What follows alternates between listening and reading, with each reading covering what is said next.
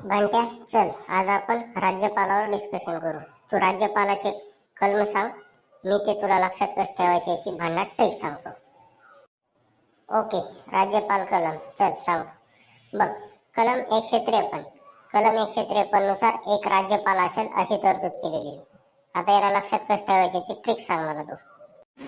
हा, तर ट्रिक अशी आहे की आपण राज्यपाल पद कोणाकडून घेतलं, तर राज्यपाल पद आपण हे 1935च्या कायद्यातून घेतलं. बरोबर आहे, 1935चा कायदा.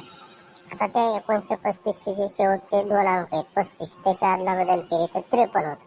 म्हणून कलम 153 आहे राज्यपालाची तरतूद. वा वा, मस्त. हा, आणि 154 आहे. 154 आहे, राज्याचे सर्व कार्यकारी अधिकार राज्यपालाच्या नावाने चालतील. हा, आणि त्याची ट्रिक आहे बघ, राज्याचे सर्व कार्यकारी अधिकार राज्यपालाच्या नावाने चालतील. 154 बरोबर आहे.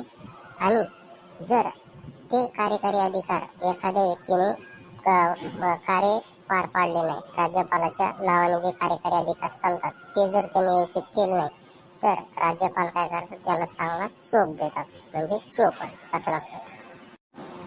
हा, आणि कलम 155 आहे, राज्यपालाची नेमणूक ही राष्ट्रपतीद्वारे केली जाईल. कलम 155 आहे की राज्यपालाची नेमणूक ही राष्ट्रपतीद्वारे केली जाईल. हा, हे खूप महत्वाचं आहे. आता याची ट्रिक आहे. कलम 155 नुसार राष्ट्रपती राज्यपालाची नियुक्ती करतात. मात्र राज्यपाल काय करतात, नियुक्ती करायच्या अगोदर पंचांगामध्ये एखादा शुभ मुहूर्त पाहतात. काय पाहतात, एखादा शुभ मुहूर्त पंचांगामध्ये, आणि त्याच दिवशी ते राज्यपालाची नियुक्ती करतात. बघ, आता पंचांगामध्ये शुभ मुहूर्त पाहतात हे काय भानगड आहे, म्हणजे बघ 155 नुसार नियुक्ती करतात ना. 55 पंचांग, 55 पंचांग असा यमक जुळतो दोन्ही शब्दाचा. पंचांग 55, पंचांग 55 असा यमक जुळतो. आणि ही पद्धत आपण कॅनडाकडून घेतलेली. वा वा, एकच नंबर. खूप खूप धन्यवाद.